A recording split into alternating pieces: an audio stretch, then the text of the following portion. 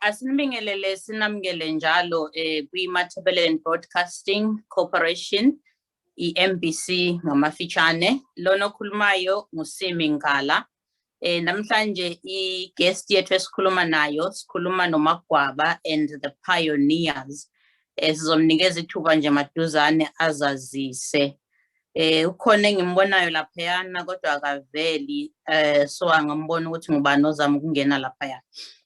Right, Magwaba, sicela ukuthi uzazise ukuthi ngubani uMagwaba and the Pioneers kubalandela ababukeli nabo bonke abalandela i-MBC nabalandela umculo weMagwaba and the Pioneers.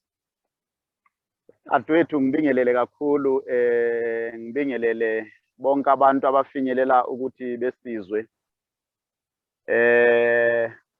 uMagwaba and the Pioneers liqembu lomculo werumba elingumculo ocula ngesindebele odabuka eCholocho endaweni yakoMakhaza.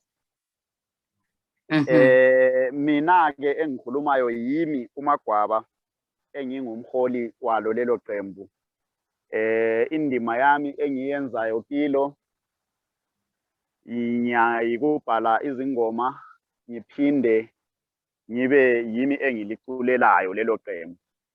Lelo qembu ngilisungule ngo-2016 ngisasengumagwaba eyedwa engakabi lama-Pioneers.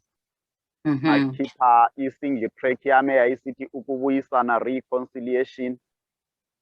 Ngibambisene lo Allen Ndoda Ndlovu ngalo nyaka oka-2016. Nje ekurekhodeni kwethu leyo ngoma basukela ekudlaleni ngakubeka njalo njengomuntu obesondelelene lami, sajoka nje elokethi hawu ngizwa bethi uyabhala izingoma, nti hayi likhono engazalwa nginalo lelo, ngakuqala kudala kakhulu. Ngoba yena ngibe ngimazi njengomculi, yena engazi njengomuntu. So sesithi ke kimi hayi usho ukuthi uyakwazi ukubhala ingoma, nti hayi angikwazi ukuthi ngiyakwazi kodwa ukuthi ngiyayibhala ngiyakwazi. So into esingayenza mhlambe ukuthi siphikisane ngemali, ngicela ukungena esikhwameni ngiyobhadala i-studio siyehlulekela khona ubusu siyakubona wena. Ukutsho kwami ukuthi ngincedisana lo Allen, ngithi ukuthi u-Allen kuleyo ngoma nguye wadlala i-lead. Ngemva njengoba kwakuyinto esasingathi siyenza njengomdlalo, siphikisana ukuthi ngingayibhala ingoma, mhlawumbe ugcina uyithandile wena Ndlovu. Wathi hayi asikhulume sisenza sibone. Yikho ke ukwenza ingoma eyayisithi ukubuyisana, reconciliation, engayikhompozela e-studio sihleli phansi sayirekhoda ngalelo la. Yasilandelwa i-album ebisithi Sezimbonga Ngobulongwe, ebi-album ephume ngo-2017. I-album leyana ngase ngifaka i-single track leyana eyayiphume ngo-2016 ngekaMagwaba engakabi lama-Pioneers. Ngo-2017 ngase ngidinga ababili abathathu abangakwazi ukuthi bejoyine iqembu leli engase ngifuna ukulisungula. Ngemva kokuba abantu beyamukele ingoma engangiyikhiphe yabe yisingili eyomdlalo ngubeke njalo, kodwa yajika yangathi abantu sebeyithande ngendlela lami yangethusayo. So basebecela ke abantu ukuthi kangiyenze ibe yi-album. Yikho ukuyenza kwami ngo-2016 ngiyenza isiba lengoma eziwu-6 ezintsha ababengazazi, ngafaka le esi-7 ukuthi ingabalahlekeli ukuthi bivele ngaphi. So ngale ke kwalokho uMagwaba lama-Pioneers sebekhiphe le eyayithi Sezimbonga Ngobulongwe. Yiyo leyo ngoma eyaba ngeka-2017. Kanti ngithe mase ngikhiphile ngo-2017 kwafanele ukuthi ngikhiphe ngo-2018. Kwangihlula ngibanjwa yilokhu nalokhu ngoba singabantu abasezimeni zemisebenzi abambeka lapha nalaphayana. Kwaze kwathi ke last year ngo-November 29 ngakhipha idlalade ebelisithi lona Ocakide Esechelesile, eliyilo elisasematheni abaningi lalamhlanje, elibe lilezi ngoma eziwu-8 kulo, egoqela yona ethi uCakide sechelesile, le yamapholisa ethi kuphilwa njani, lenzwabethi, lephupho, lama pioneers, lo yayiphi konje ezinye sezizinenge ingoma ekhanda lapha, lenye ebithi dadewethu, lenye ebisithi umafike ejwayele, lenye ethi amahlathi engeyesonto. So yiyo indima esesihambile singama pioneers, sesikhiphe ingoma zaze zafika ema-albumini aphelele amabili, lesingili eyi-1. Futhi ke siyathembisa ukuthi sizaqhubeka sikwenza masingabanjwanga ngokunye, siyathembisa ukuthi sizoqhubeka sikwenza okuthandwa ngabantu. Angeke sigobe idolo kathesi. Right. Ngizwe lapha uthinta ngeCholocho. eCholocho kulapho uzalwa khona? eCholocho yikho lapho engizelwe futhi ngakhulela khona. Esigabeni sakoMakhaza yikho lapho engizalwa khona, kule nkaba yami khona, engikhulele khona, i-primary yami ngiyenze khona koMakhaza lapho, then i-secondary yami ngase siyayenza eCholocho High School ngaleyo minyaka eseyadlulayo. Right. Kuyimanje liphese kuphi? Manje sise-Johannesburg, eGoli. Yikho lapho esihleli khona. Yikho lapho esikhona, esilokhu sizibhala ingoma sikhona ngale, sithunuka amanxeba, sisenza njani, sikhona ngale. Right. Ingoma zibhalwa abantu bethunuka amanxeba besendaweni yaseGoli. Ake ngibuze lapha yana, ngoba uthi wena ukungena kwakho endimeni yomculo ungene sakudlala, engathi kunokusoma, engathi kunokuphikisana lapha yana, kwaze kwavela okuthile. Uthini ke wena ngohambo lakho lomculo lolo liqale sakusoma, kodwa namhlanje ke sekuwumagwaba in the pioneers? Yebo, ehambeni okube kungibamba kubeke nje kube segcekeni, obe kungibamba entweni zomculo indlela ebengibheke abanye abasendimeni yomculo kusenzakala ngayo. Angingakhulumeli ekuziphatheni kwabo, ngiqale ngikhulumele entweni ebalethela inzuzo. Ngananzelela okuningi ukuthi ukuba kwami njengoba ngingumagwaba nginje kulakho ukungiphilisa nzima, sengizitshela ukuthi ngidumile, ngiyaziwa, impahla endala ngisayigqoki, sengifuna ezintsha, kodwa ngingelanto egenerator icapital yoku-equalizer leyo nto. So ngakunanzelela kwaba indlela engathi iyikuzisearcha kumbe ukuziphilisa impilo engeyona yakho, ngoba mase kufanele ukuthi udle ngcono, uphile ngcono, ugqoke ngcono, ubingelana nalaba ngcono, uhambe ngcono, kuyikuthi wena isikho kudalelweyo. Lokho kuyalimaza kakhulu ikhono. Ngakho nganginesifiso sokuthi ngelinye ilanga mhlambe kukhona omunye emhlubulweni wethu wasemathebeleleni ongaphakama ethi ngicela ukulimela baculi, ngoba ekukhuleni kwami iqiniso nje lingumuthi. Ekukhuleni kwami ngibone abaculi akade bephambili, abayibo abakhulise thina sibalalele emarediyweni abo baba. Iningi labo bahle bengela zinto ekade zilingane umsebenzi ekade bewenzile. Kube sokuthi ama-foreign artists, ngingasatsho ama-foreign in terms of ukuthi out of Africa, ngisatsho ukuthi ngiseZimbabwe nginjalo, abantu akade benjengama Platform 1, labontombi Marumbini, labanye. Ngiyakhumbula ebuncaneni kwami bengakwazi ukuthi abantu labana bangabe South Africa. Bengicabanga ukuthi mhlawumbe yibo abantu bakithi, ngoba ingoma ezazingathi zibalulekile kwakuyilezo, kumbe ezazibalulekiswa ngabantu kwakuyilezo. Okwenza kube njalo kungayisikho ukuthi ku-wrong ukuthi kube njalo, kwakusenziwa ukuthi asizange sibe lama-local radio stations arepresenta abantu bakithi, ngoba kunzima ukuthi usukele iBulawayo, ngoba kudala isanuka amabhanzi babengafuni ukuthi bechaye irumba, babefisa ukuthi ngabe kuyachaya ingoma ezihambisana lesibulawayo leso esasingasazi thina njengoba sikhulele emaphandleni. So ngananzelela ukuthi kwakusafanele ukuthi kube lento le osungenzele yona namhlanje njengoba uzongibiza la entweni Thebeleland Broadcasting Corporation eyiyo embona ngathi ngeyami. So uma ngiqala ukukhuluma lawe sikhuluma ngento yakithi, ngiyananzelela ukuthi kuthi ukuthi umthandazo wami uya kancane kancane ngokuzwakala, kumbe abanye bayawuzwa lasemaphusheni abo bebe lephupho elihambisana lelami. So ngiyakugqugquzela kakhulu ukuthi ngabe kuyaba khona ama-event a-serious a-organizwa ngabantu bakithi kumthwakazi, besukumela into yakibo, beke bebawinisa abantu bakibo, beke bebayenze nje bebe sebantwini bekhanye njengabantu abasemsebenzini, hayi khona ukuthi ngabantu abazidlalelayo. Right. Nansi Ngcobe Mthwakazi, uthi uMagwaba isifiso sakhe ukuthi kungaba khona uku-organizwa kwama-event amakhulu, izinto ezibuthanisa ama-artist akomthwakazi, kungaba ngabaculi, kungaba ngabenza lokhu, kungaba zimbongi, ngoba i-art igoqela izinto eziningi kakhulu. So asithembe kwelizayo imicimbi efana naleyo nezinto ezinjalo zizoba khona ukuze kuphakame umsebenzi wama-artist endaweni, njengoba sikhuluma nje ngendawo yakomthwakazi. Right, ukhulume laphana wathi wena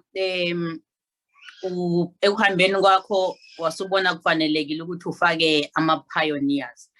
Ake sikhulume ngama-pioneers because bakhona abantu abanekhono, bakhona abantu abazizwayo ukuthi banalo i-talent endimeni yomculo, kodwa bengabi na-opportunity. So ama-pioneers uwathole kanjani? Kube i-challenge sibili ebenzima engakubiza ukuthi insearch-searchile mangifuna ukukunabela lokho, ngoba ezisisitsho ukuthi kukhona umuntu ongaba nesiphiwo but engabi necapital. So umculo awenzeki njalo. Emculweni lapha kukhona lokho ukuthi uyazibani, umazela ngaphi, liyazana njani, into ekhona kakhulu leyo. So mina ngokukhumbula kwami angikabi le studio okuthiwa ngiyake ngisingene mahara.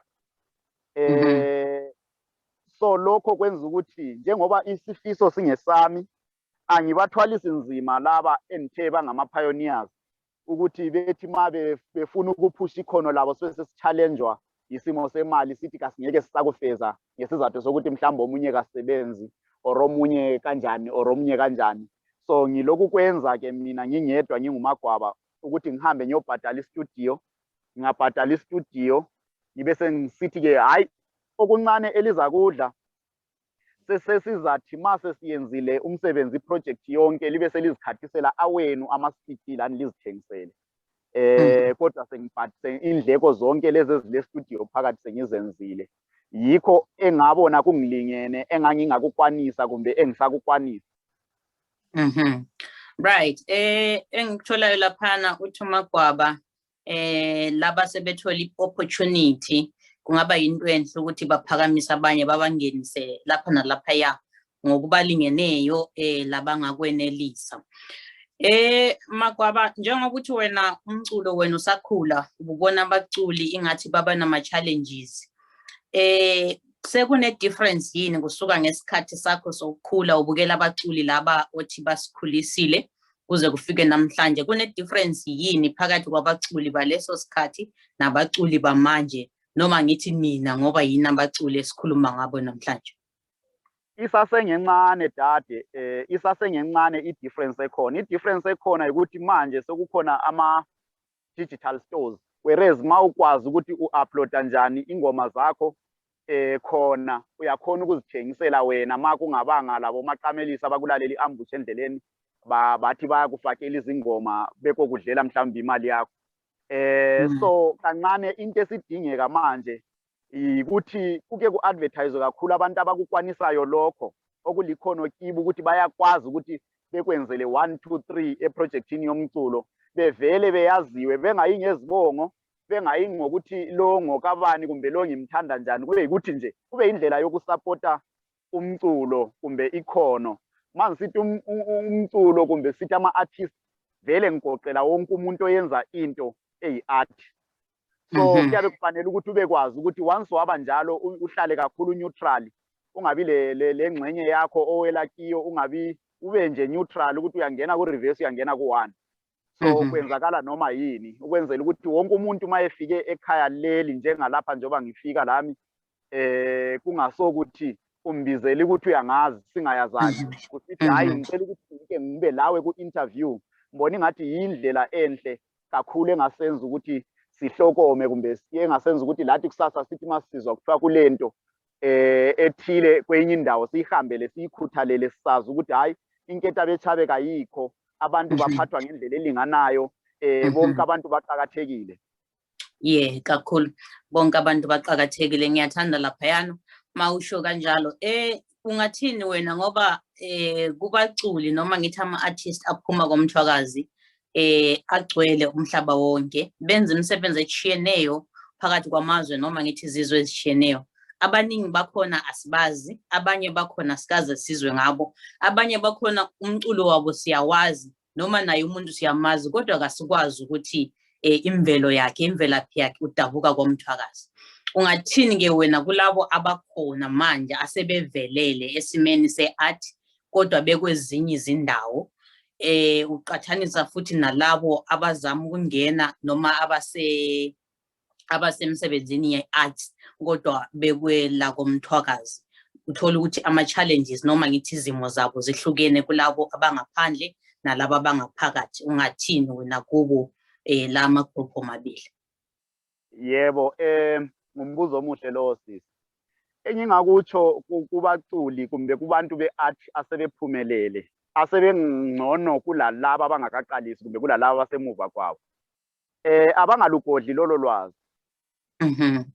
abalusheye labanye kukhanya ukuthi asobuhwaba, kukhanya ukuthi yinto yokuthi inhliziyo yakho yona yodwa igezekile, awulandaba.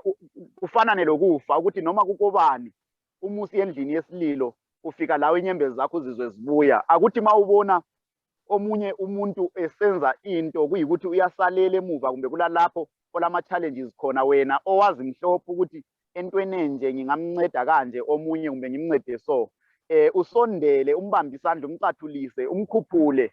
Manje kule nto leziyana ezisuke zenzakala ukuthi mhlambe ngingumagwaba nginje nginempilo yami engiyiphilayo ngaphandle komculo.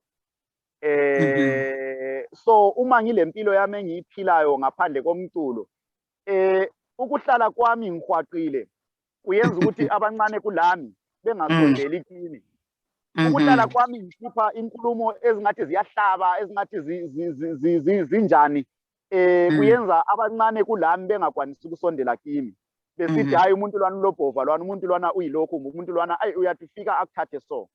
So mina always ngiyazama ngawo wonke amandla ukuthi wonke umuntu ofikileyo noma ungabe wena ungumhlobo bani kanti la problem lakho manje umhlobo bani anto ngolimi ngitsho ngecharacter, mina ngiyaku-accommodate ngikuvumele. Ngiyaye ngithi ma ngixoxa labafana bami bebhendi ngithi mina sengayakha indlu enkulu kakhulu enhlizweni yami yoku-accommodate bonke abantu ngemikhuhlane abanayo. So angithi njengoba ngicabanga ukuthi umhlaba lo lamatsotsi bese ngikujaja ngobutsotsi ungakantsotsi, angithi njengoba umhlaba lo lamasela bese ngikujaja ngokuthi ukungena kwami uzafika untshontshele ungakantshontsheli. Ngifuna ukuthi kafitshane asisondezeni abantu abakude, lami kangikho phambili kodwa sengihamba hambile ku-5 years yona le ngisemculweni sengiyibonile. Kanti vele umculo bengiwulandela kakhulu, ngikunanzelela futhi konke okungathi kungama-challenges kwabanye, lakho konke okwenzakalayo kiwo umculo okuningi kwakhona ngikukhangele, lokunye ngakukhunjuzwa ngabanye kumbe ngufakazelwe ngabanye. So yiyo into eyenzakalayo. Ngiyabe ngifisa ukuthi lo ongakafiki angasabi ukusondela kimi, abuze ukuthi kanti uma ngifuna ukukhuluma le Mathebelele broadcasting ngiyenza njani, as long sengifikile la, ngingathi uma senihlabela kusasa ngithi abanye ngabafundisa indlela lami kunenge engakufundiswa ngumhlaba but angizaye ngibacriticize, abazaye bengicriticize abamfundisayo. Ukukhuluma konoko ngangakwazi ngakufundiswa ngabantu emhlabeni but angaze ngilitshele ukuthi ngobani. So kuyabe kufuneka amaphaphu nje bephansi, umuntu engabuye ezodinga ulwazi kuwe mnikeze inhliziyo liyana eyolaka lani lokuhlala kuthathwana otherwise kuphele, ukwenzela ukuthi abancane kithi bekwanisa ukuthola ulwazi kithi, lathi ulwazi esiludinga kwabadala kithi siluthole futhi ngendlela enjalo. Right. Ehambeni lakho lomculo njengomuntu obhese eJohannesburg laphayana uye ube nawo yini ama-shows kwela koMthwakazi noma ama-shows akho aphelela endaweni ohleli kuyo kuyimanje? Ama-shows dadewethu okuliqiniso ukuthi angikaze ngiyenze le show eyodwa. Kodwa lokho kuyibubhizi bemsebenzi engiyenzayo. Angila mpela isikhathi sokwenza ama-shows, ngangilesifiso sokuthi kuzathi ngesinye isikhathi ngike ngikubekele inyanga yakho ukuthi ngike ngiyengena ebantwini bakithi ekhaya ngiyenze ama-shows ngize ngibadinise lami lokunquma ngemizi ngena ngemizi ngoba uma umsebenzi owenzayo abantu bengakubonanga uwenza kwesinye isikhathi bakuthatha ngendlela zabo babale lamagama nyana thizena abakunikeza wona kanti okunye okusuka kusilimaze ukuthi i-talent lomculo likuthola mhlambe wena usebenza okuthile so kalingeke likukhiphe laphana ukuze usidimana ngizama umculo ungakawazi ukuthi uza kunikani ungakabi lo mhawu wawo ukuthi ebantwini mhlambe inhliziyo zabo zihlala njani mazisizwa umculo wakho.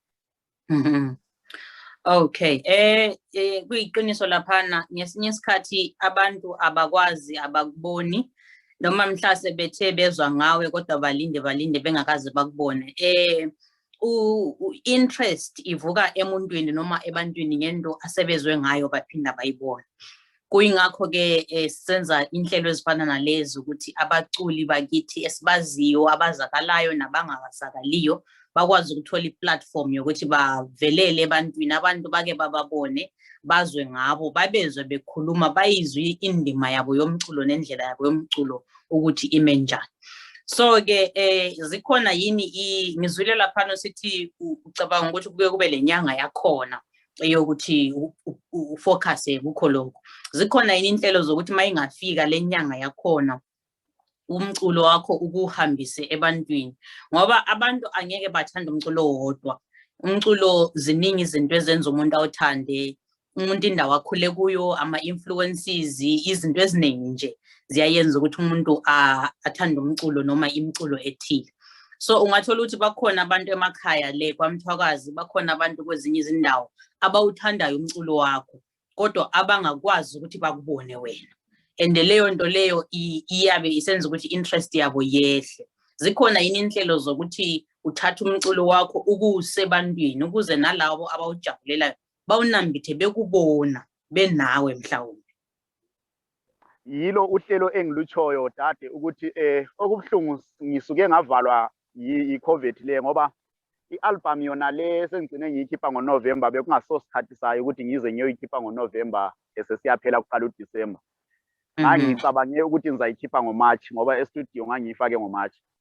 So ihlalile kakhulu e-studio ngase ngigcina ngisabela ukuthi ngiyake ngizwe ezabanye sezikhala phandle ungakwazi ukuthi ziphume njani. Ngase ngithi okungcono ke ma uNkulunkulu esangigcinile ngikwanisa ukuthi ngihle ngiyikhiphe but inhlelo zayo yiyo ingoma engangifisa ukuthi ngiyithengise ngawo ama-shows kumbe ngiyifikise ebantwini ngawo ama-shoot mhlawumbe lo hlelo lwakhe. Ngiza kuvuma lokho okwenzileyo ngikwamukele bese kuthi esikhathini esizayo njengoba nje sibhizi manje ngama-project awesikhathi esizayo engakwaziyo ukuthi engeke mbeke ilanga lonyaka ukuthi ngizakhipha nini i-album ethini kodwa-ke ingoma sibhizi siyazidlala ngobuningi masihlangene sizipractice leza ama-promotion ona lawa ama-radio afana nala awenu imsakazo nale emnela thina ngoba into eyenzelwe thina ngeyethu. Kuqakathekile ukuthi sisukumeni sikhombise uthando lokulangazelela ukubona abanye abantu besenza into esithi siyayithanda than ukuthi siyi-criticize ukuthi iyalekha laphana iyayenza so. Right, isikhathi sethu siyabaleka laphana isikhathi sethu singakapheli ngicela izinto ezimbili. Eyokuqala bengicela ukuthi wazise abalandeli be-MBC nabalandeli bomculo werumba umculo wesintu njengoba uchilo lomculo kaMagwaba and the Pioneers ukuthi umculo wakho uma bewufuna bangawuthola kanjani, ukuthi wena uma befuna ukuxhumana nawe kuxoxiswana ngawo lo mculo nezinye izinto njengoba ukhulume nje ngokusizana nokuphakamisana nalokhu bangakuthola kanjani. Okwesibili bengifisa ukuthi usiphakele nje kancane ke sizwe nje uMagwaba laphayana ukuthi uma sengene segqoka ijazi lakhe lomculi wenza kanjani. Yebo sisi. Ngibongela isikhathi esihle kangaka onginikeze sona futhi ngingakwazi lokuthi umvelele ngaphi. Ngiphinde futhi ngiqhakathekise la kwabanye abangakafinyeleli kuwe ukuthi ngibona usisi ekhululekile ngokumela iMathebeleleni. So iMDC ngithayela ihlombe elingala kungabaza ekuthini yibambeni kanjalo liqine amadolo, licathule likhuphuka intaba ezikhuphukileyo ezisemqansweni ngokuyibamba kwenu kanjalo. Lokho likwenza ngokwesekwa ngabantu ngokusondela kuma platforms wenu bewayenze eyaziwe beyakhuthalele njengokuba lami ngiyenzile. Lami abaseduzane lami ngizabaluleka ngibatshele ngibabonise ukuthi hayi madoda ngithola imbongolwani ngale sambe nini sonke nisothapha ngoba ngadaleka kuhle kakhulu ngangabi lo mhawu.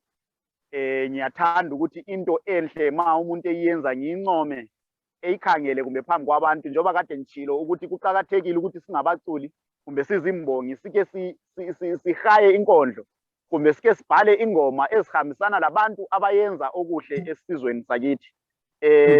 Sibancome bephila bezizwe ukuthi bayinto ebalulekileyo kakhulu kithi. Kanti futhi ke la kumbanye abaculi la kubalaleli bonke abangazaziyo labazaziyo ingoma zikaMagwaba, ingoma zami zikhona kuma digital stores, especially album lethu sezimbonga ngobulongwe. Kanti lezi ezikacakide sechelesile zikhona ezimbili kumbe ezintathu ku YouTube. Ma ufuna ukuzwa ukuthi ngangiphekeni, abangakwaziyo ukuxhumana lami nge-contact number yefoni bengakwenza ukuthi bengilandele ku Facebook nginguMagwaba Makhaza. Ku Facebook benganilandela bejabule nje lami bengazele eduze sisondelelane siyazaneni siqhube into elikhono le iye phambili. Ngixolise ke laphana engomeni angazi mhlambe mawulayo dade ngizacela undlalele yona ngoba lapha ngidinge i-network ngaze ngaya kumaphandle. Right, inkinga ze-technology laphayana, i-network isisikhuthise ubumnandi. Ingoma ngilayo kodwa kwamanje angikwazi ukuthi ngingayidlala. So kusho ukuthi-ke abalandeli nabalaleli kuzomela ukuthi njengoba eshilo uMagwaba ukuthi utholakala lapha nalaphaya, uthe ku-Facebook uyatholakala, wathi kuma-digital stores umculo wakhe uyatholakala.